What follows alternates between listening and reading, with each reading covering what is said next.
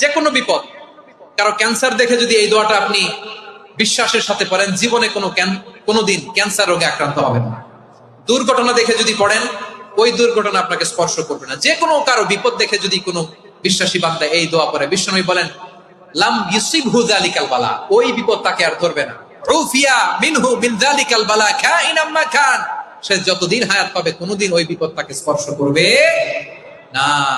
এই দোয়াটা পড়তে রাজি আছেন আমার প্রিয় ভাইরা? তাহলে পুরো আলোচনার সেন্ট্রাল থিম হচ্ছে আমাদের জীবনে বিপদ আসবে, কষ্ট আসবে, দুঃখ আসবে, কিন্তু বিপদে আপদে আমরা হাল ছেড়ে দিব না, হতাশ হব না। মুমিন হতাশ হয় না, নিরাশ হয় না, হাল ছেড়ে দেয় না। মুমিন ভরসা রাখে একজনের উপর। আওয়াজ করে বলুন, তিনি কে? বিপদে পড়লে আমাদেরকে উদ্ধার করে কে?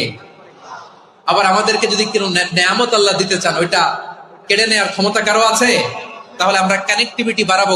কেউ যদি পড়ে আলহামদুলিল্লাহিল্লাযী আফানি মিম্মা বাতালাকা বিহি ওয়া ফাদ্দালানি আলা কাসীরিন মিম্মান খালাকা তাফদীলা, মানে প্রশংসা সেই আল্লাহর, যে আল্লাহ তাআলা তোমাকে যেই জিনিস দিয়ে পরীক্ষা করেছে, আমাকে ওইটা থেকে বাঁচিয়ে দিয়েছে। তোমাকে আল্লাহ যেই বিপদে ফেলেছে, আমাকে ওই বিপদ থেকে তিনি মুক্ত রেখেছে, আর তার অনেক সৃষ্টির উপর আমাকে তিনি প্রাধান্য দিয়েছে। সুবহানাল্লাহ পড়েন।